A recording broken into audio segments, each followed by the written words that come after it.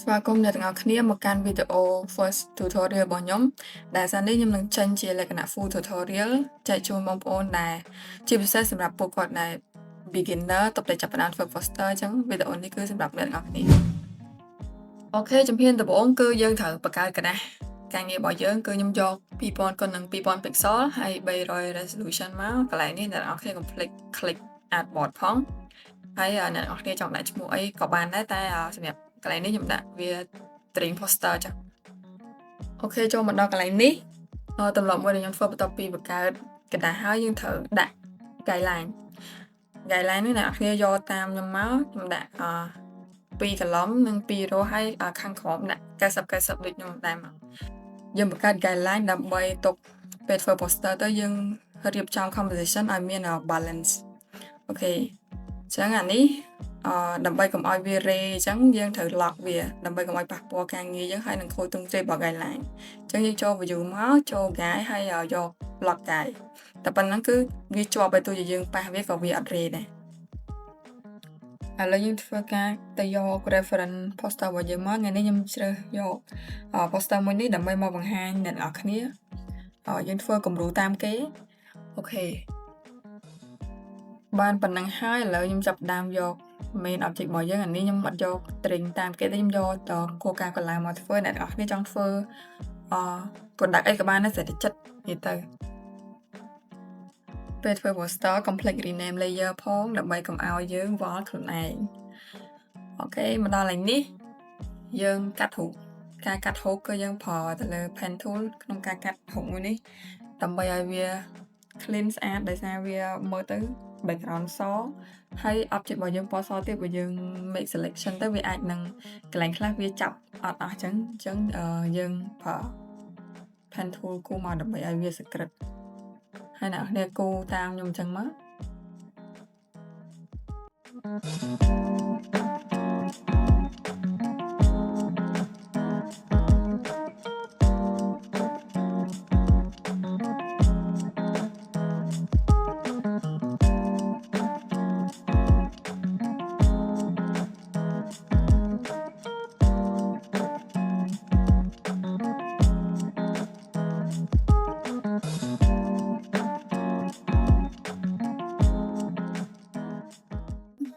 ចឹងបន្ទាប់ពីយើងបានគូវាហើយ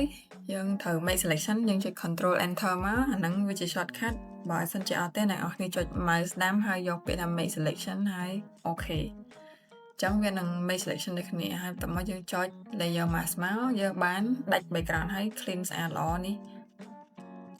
ចំណុចសំខាន់ដែលយើងគួរតែប្រើ layer mask ហ្នឹងដោយសារតែយើងអាចផាត់យកផ្ទៃណាមួយដែលយើងកាត់ទៅដោយអស់ច្រើនឬក៏យ៉ាងម៉េចយើងអាចផាត់វាយកមកវិញបានអាហ្នឹងជាចំណុចសំខាន់របស់វាដោយសារតែវារក្សាទម្រង់ដើមនៅទាំងអស់ទាំង background ទាំងរូបខាងមុខអញ្ចឹងយើងអាច recover វាមកវិញបានពេលណាក៏បានអញ្ចឹងអានេះខ្ញុំជា example ខ្ញុំបានកាត់រូបវាហើយទាំងពីរហើយយើងចូលមកដល់វគ្គដែលយើងត្រូវរៀប composition របស់ poster ហ្នឹងថាយើងគួរដាក់ main object ណានិងអក្សរណាចាប់ដើមដំបូងពី main object របស់យើងគឺគោលការណ៍ពីកំប៉ុងហ្នឹងឯងយើងរៀបឲ្យដូចគេមក yes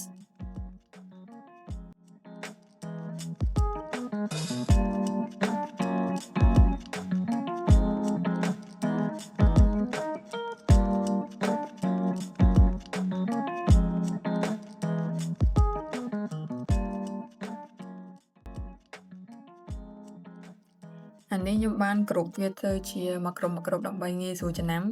ហើយមានសម្រាប់ស្នូកកុំឲ្យវាញ៉ៃខ្ញុំដាក់ main object ទៅមួយគ្រប់ហើយ tag ទៅមួយគ្រប់កន្លែងនេះខ្ញុំដាក់អក្សរតាមគេចឹងទៅដាក់ new ហើយយើងអាចរក font ណាដែលស្តៀងគេហ្នឹងក៏បានឬក៏យើងចង់ដាក់ font អីតាមចិត្តខ្លួនឯងក៏បានដែរឲ្យតែមើលទៅវាស៊ីគ្នាជាមួយនឹង poster មួយហ្នឹង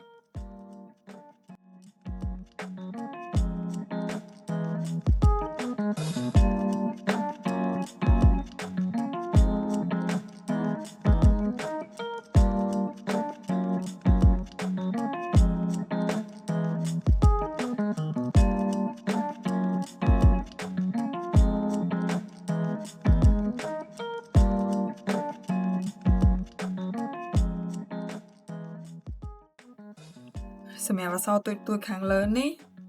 អ្នកនរគ្នាដាក់ពាក្យអីក៏បានដែរឲ្យតែមើលទៅវា relate ជាមួយនឹង string ហ្នឹងដោយសាររបស់គេនោះគេដាក់អក្សរកូរ៉េអញ្ចឹងយើងកែច្នៃខ្លួនឯងយកមកដាក់ជាភាសាខ្មែរក៏បានភាសាអង់គ្លេសក៏បានស៊ីសងតែយើងចង់ដាក់ពាក្យអីចឹងណាឥឡូវនេះដាក់ new product ទៅហើយកណ្ដាលនោះដាក់ amazing taste និងគេនោះ refreshing ចឹងទៅ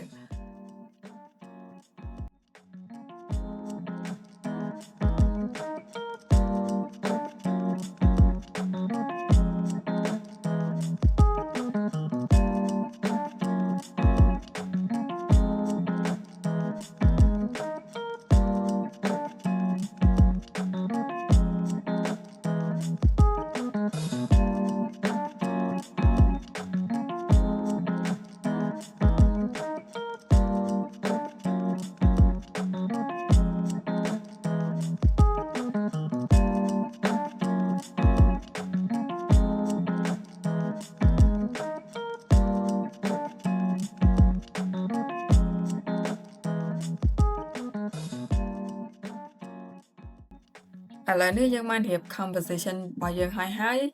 យើងចូលដល់វគ្គកែពណ៌កែពន្លឺអីយើងម្ដងអញ្ចឹងយើងចូលទៅកាន់ camera raw filter ជាជំហានដំបូងយើងសេរីពណ៌មើលទៅតម្លាក់ shadow តម្លាក់អីតម្លើងពន្លឺអីតាមដែលយើងមើលទៅមកសមដូចកន្លែងនេះខ្ញុំសេរីវាតិចសិនសាបមុនពេលចូលទៅដល់កែនៅកន្លែង layer យើងអូខេហើយមួយទៀតយើងធ្វើដូចគ្នាចឹងដែរមកមួយនេះខ្ញុំក៏អត់មានសេរីច្រើនដែរដោយសារតែរូបនេះរៀង slate តិចខ្ញុំក៏បន្ថែមឲ្យវារៀងពណ៌ដិតហើយរូបហ្នឹងវាបែក noise ដែរខ្ញុំក៏តម្លើង like noise reduction ឲ្យវាបន្ថយអាចជាតិ noise ផលរបស់រូបហ្នឹងឲ្យវា smooth ជាងមុនតិច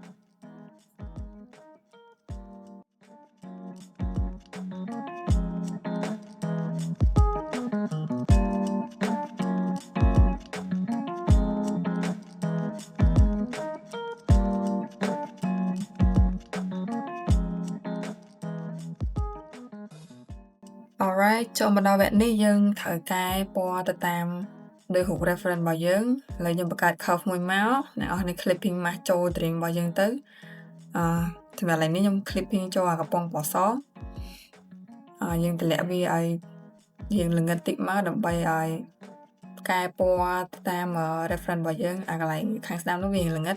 អញ្ចឹងឥឡូវនេះយើងចុច control I មកដើម្បី invert វាហើយយើងចុច brush វិញដើម្បីផាត់យក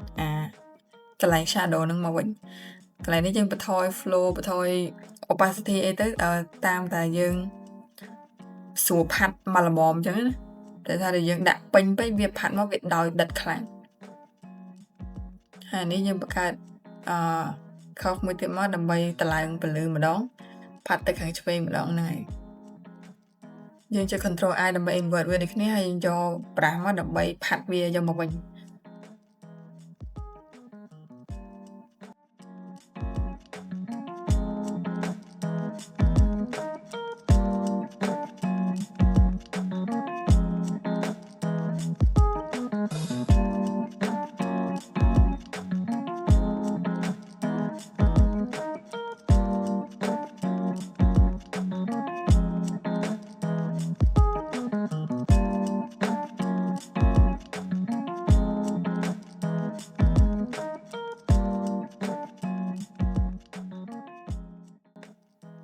ឥឡូវយើងចូលមកដល់វគ្គបង្កើតស្រមោលនៅខាងក្រោយកំប៉ុងម្ដងហើយដាក់ solid color មួយមកហើយយកតង់មួយណាដែលល្ងិតនៅក្នុងរូបភាពហ្នឹងមកខ្ញុំយកពណ៌រៀង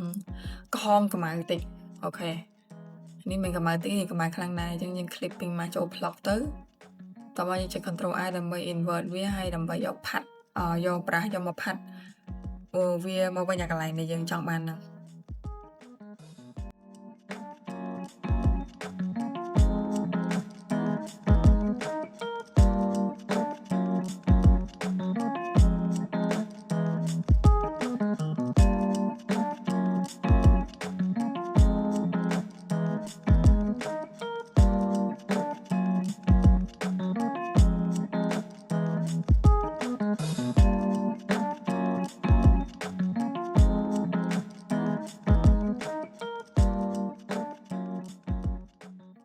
សម្រាប់កន្លែងនេះខ្ញុំចង់បន្ថែម highlight នៅលើកំប៉ុងបន្តិចអញ្ចឹងខ្ញុំបង្កើត rectangle មួយមក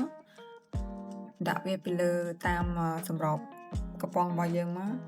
អូខេដាក់វាត្រូវចឹងមកបន្ទាប់ពីយើងដាក់ចឹងហើយយើងចូលទៅកាន់ filter ហើយនឹង blur ហើយយក Gaussian blur មកយើងសេរីឡើងនេះឲ្យមើលទៅមកសមភ្នែករបស់យើងទាញចុះទាញឡើងទៅដើម្បីមើលថាប៉ុណ្ណាដែលវាស័ក្តិសមនឹងកំប៉ុងយើងហើយឥឡូវនេះខ្ញុំចាប់ផ្ដើមបន្ថយ opacity វាបន្តិច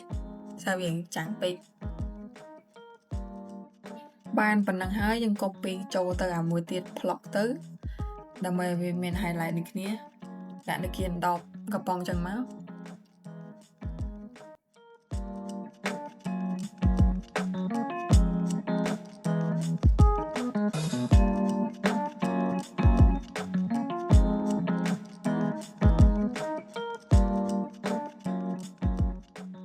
ចាហ៊ានបន្តទៀតដែលយើងត្រូវធ្វើយើងត្រូវដាក់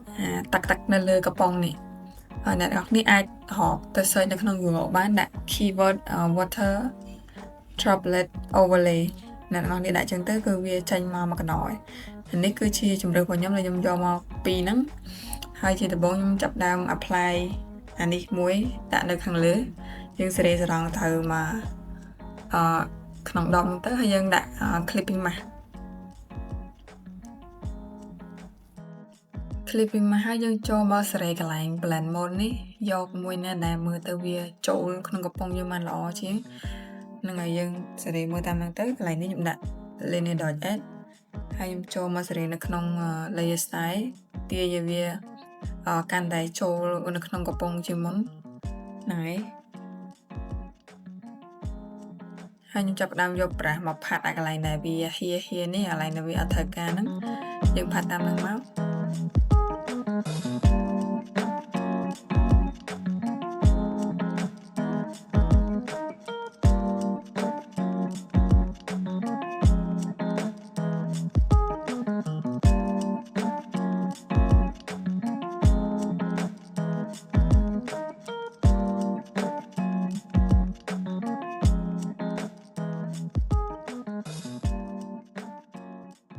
នេះយើងត្រូវដាក់ឲ្យវាមានទឹកហ្នឹងនៅពេញកំប៉ុងហ្នឹងចឹងយើងចាប់ដើម copy វាតកតុយគ្នារហូតមកតែថាយើងមានស្រាប់ហើយហ្នឹងហើយយើងដាក់ឲ្យវាពេញកំប៉ុងហ្នឹងទាំងអស់ទៅហើយយើងរៀបធ្វើមិនឲ្យវាចូលគ្នាបានល្អដោយប្រើប្រាស់ឬក៏ blend mode ផ្សេង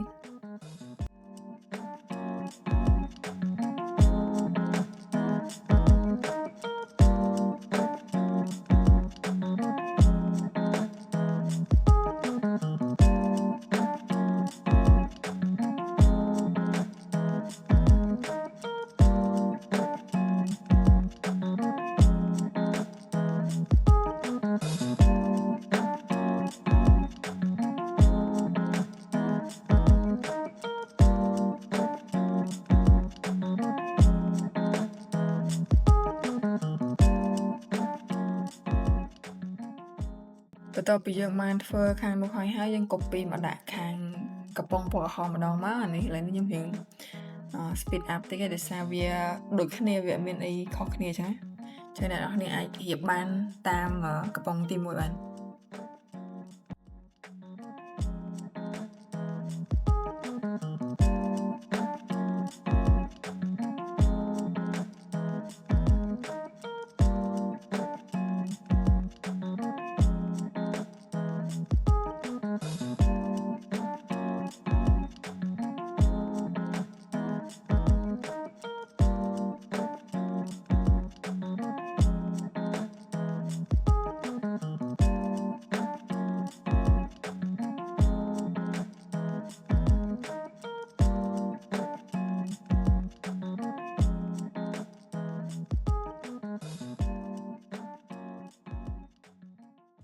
អូខេឥឡូវយើងបានធ្វើកំប៉ុងហើយជំរាបបន្តគឺយើងធ្វើអក្សរម្ដងអក្សរខាងក្រោយនោះយើងមើលទៅឃើញមានល្ងិតវាដូច gradient អញ្ចឹងឥឡូវយើងបង្កើត curve មួយមកដើម្បីដាក់ឲ្យវាល្ងិតហើយយើងចុច control alt ដើម្បី invert និងយកប្រាស់ដើម្បីផាត់យកកន្លែងដែលយើងចង់ឲ្យវាល្ងិតហ្នឹងហើយគឺនៅខាងក្រោមហ្នឹងយើងផាត់ចឹងមក